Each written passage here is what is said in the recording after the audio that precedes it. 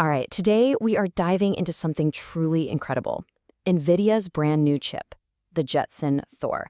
Now, this isn't just an other processor. This is a piece of tech built from the ground up to be the brain for the next wave of smart machines, everything from humanoid robots to self-driving cars. So let's get right into what makes this thing such a massive leap forward. So, let's start with a big central question here. What does it really take to build a humanoid robot? I mean, one that can walk, talk, and interact with the world like we do. It's one of the single biggest hurdles in engineering today, and the answer you'll find is a lot more complex than just gears and metal. You see, the real challenge is that these machines have to perceive the world around them, make sense of it all, and then act on that information. And they have to do it all in a split second.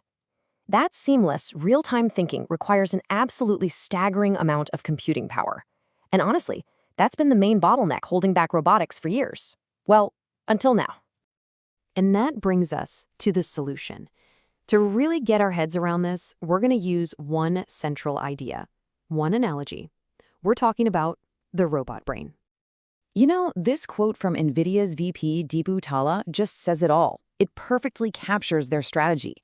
They're not out there trying to build the next viral robot video. Nope. They're positioning themselves as the ones who build the core technology, the powerful brains that are going to power the entire industry. So what is the Jetson Thor exactly? Well, the best way to think about it is as a tiny, insanely powerful supercomputer. It's built specifically to be that central brain for any machine that needs to navigate the real physical world, crunching a ton of data to make smart decisions on the fly. Okay, so how does it actually work? What makes it so powerful? Let's pop the hood and take a closer look at the tech that gives Jetson Thor all its horsepower. First off, this is not some niche side project technology. Jetson Thor is built on NVIDIA's latest and greatest Blackwell GPU architecture. That's the exact same core tech that's inside their most powerful data center AI systems and their highest-end gaming graphics cards. That tells you everything you need to know. They are bringing their absolute A-game to robotics. So, what does that A-game look like in raw numbers? How about a staggering 2,070 T-flops? T-flops, that's trillions of calculations per second. It's just a mind-bending amount of raw power, and it's exactly what you need to run the enormous AI models that give modern robots their intelligence. To really put that number in perspective, just look at this comparison. Next to its predecessor, the AGX Orin, which was already a beast, Jetson Thor delivers 7.5 times the AI performance. And get this, it does it while being 3.5 times more energy efficient. That is absolutely critical when you're talking about a robot that has to run on a battery. But it's not just about the GPU. Thor is the whole package. It's got a beefy 14-core CPU, a massive 128 gigs of super fast memory, which you absolutely need to run these big AI models locally, and it has a really flexible power range. On top of all that, it's designed to pull in data from tons of different cameras and sensors all at once. Okay, the specs are impressive, for sure. But what does all this technical muscle actually let you do in the real world?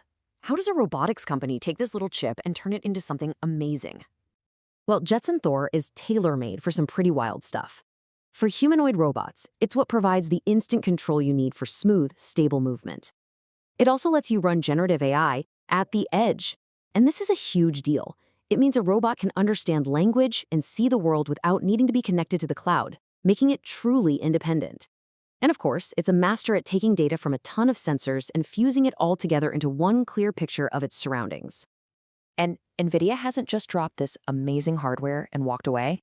They've laid out a super clear roadmap. Companies can start experimenting with a big developer kit. Once they've got their software figured out, they can integrate the much smaller, production-ready module into their robot's design, and then they're ready to scale up. And you might be thinking, this thing costs $1 million, right? Nope. The full Jetson AGX Thor developer kit is available right now for $3,499. That price point suddenly makes this supercomputing power accessible to pretty much everyone, from scrappy startups to big research labs. Okay, so let's zoom out. A powerful chip is one thing, but what does this move really tell us about NVIDIA's grand strategy? I mean, why are they betting so hard on a market that's still pretty young? If you look at NVIDIA's revenue today, you might be a little confused. Robotics is a tiny little sliver of the pie, just about 1%. But you can't let that fool you. This play isn't about making money today. This is a massive, strategic bet on what they are convinced will be a gigantic market tomorrow. And you can already see the signs that they're right. The part of their business that includes automotive and robotics, it's growing at an insane 72% year over year. That kind of explosive growth is exactly why NVIDIA is pouring its best and brightest tech into this space. And this isn't some low-level decision. The commitment comes straight from the very top. CEO Jensen Huang himself has said that robotics is the company's single biggest growth opportunity outside of their main AI business. They see a future filled with intelligent machines, and they plan to be the company that provides the brains for all of them.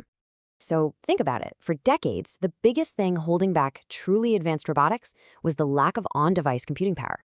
And that bottleneck has just been completely shattered. With brains like Jetson Thor now out in the wild and accessible, the question is no longer if our world will be filled with intelligent machines, but just how quickly.